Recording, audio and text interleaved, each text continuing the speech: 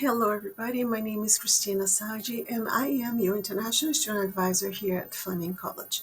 Today, I'm going to teach you how to extend your study permit and your co-op work permit if you have one.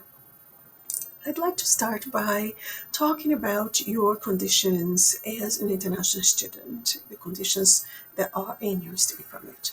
So, as an international student, you have to know these things, and it's your responsibility to comply with the conditions of your immigration documentation. Okay? The first one is to be enrolled at a designated learning institution, DLI. Fleming College is a DLI, so you need to be enrolled into a program. Okay. The second one is to actively pursue your studies. That means you have to be progressing, passing from one semester to another. Okay. The third one is not taking unauthorized breaks. Okay, unauthorized breaks are breaks that you take on your own. So, for example, if you don't pass a course and you decide you're going to take a semester off, you're not authorized to do that. Okay, you cannot take unauthorized breaks. The breaks that you're authorized to take are your summer break, the end of the year, for example. Reading week is also authorized break, so you can take those. And by taking those, not to take more than 150 days. Okay, so you cannot go beyond 150 days. Another one is to inform RCC if you're changing post-secondary institutions. So if you leave Fleming and you're going to study at another college or university, you have to inform RCC. Another one is to leave Canada when your permit expires. So if your study permit expires and you did not extend it, you do not extend your study permit, then you have to leave Canada. Okay, and meet eligibility requirements such as having enough money to live in Canada. Okay, so you need to be working if that's authorized within your study permit. It says that you can work. You need to have enough money to live, to pay your rent. Okay, and also obey laws. When we have laws, the same laws that apply for Canadians apply to you. So you have to obey laws in Canada, and also to provide intent to leave Canada when you're not going to study anymore. Okay, so make sure that you are compliant with your study permit conditions at all times. Okay. Now, let's talk about your study permit condition, your study permit extension. I'm showing you this website, which is the International Student Services website. This website is the website that has all topics regarding immigration. Today, we're going to do your study permit extension, which is this page that I am now.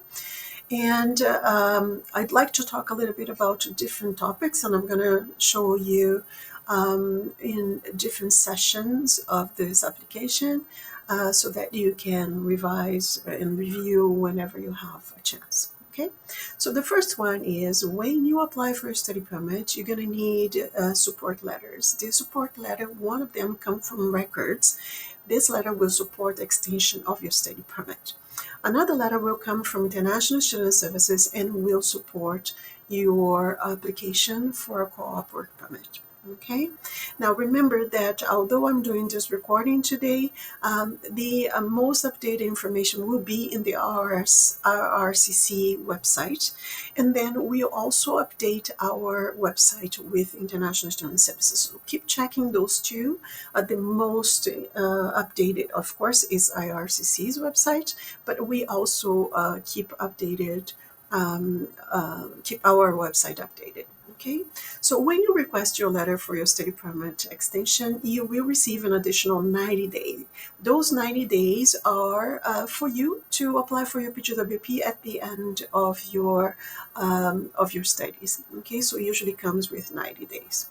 Okay, make sure you're always checking the processing times and apply early. Why I want you to apply early? Because the earlier you apply, the better. Sometimes processing times are long, and you want to have your documentation. You want to receive your documentation as soon as possible. Okay? When you apply before the expiry date of your study permit, you are in maintained status. That's why it's important to apply early.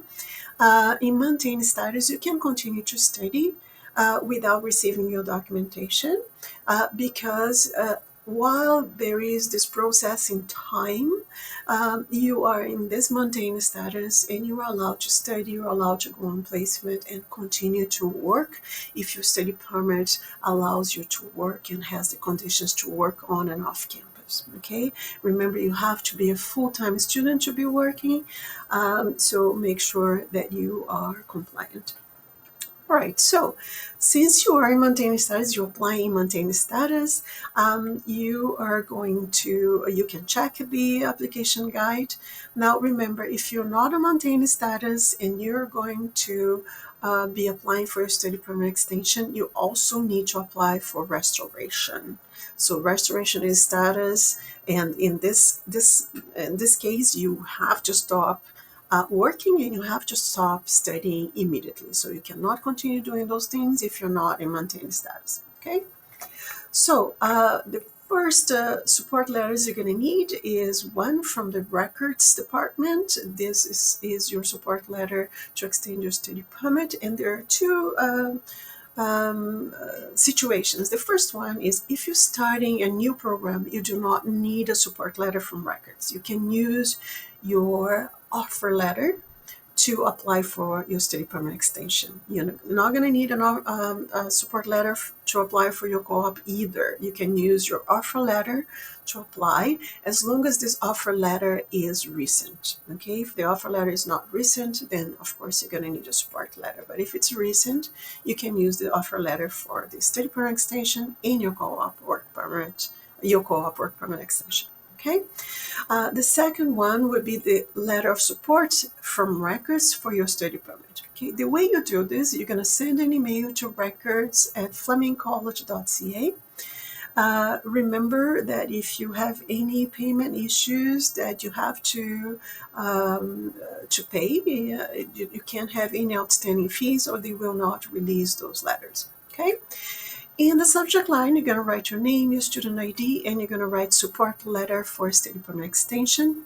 You're also going to include your complete name as shown in your passport, in your study permit, your student number, your birth date, your program of studies, and the date your study permit expires, and also a copy of your study permit. They need to receive those. As I mentioned, if you're applying for a second program or you're starting a program, etc., you can use your offer letter. If you're applying for a second program, make sure that you include an official transcript with your application, and also a brief letter of explanation telling them why is that you are extending your study permit. Include the unofficial transcript and a letter of acceptance, which is usually sent to you when you apply for a second program. Okay. You're also going to apply for a co-op work permit if you have one for your program. So you're going to complete a form, and this is the link for the form, and this letter will come from International Student Services. Okay. And this letter you're going to use for your application for the co-op work permit. All right. So stay tuned. I'm going to also talk about now proof of funds will be our next topic.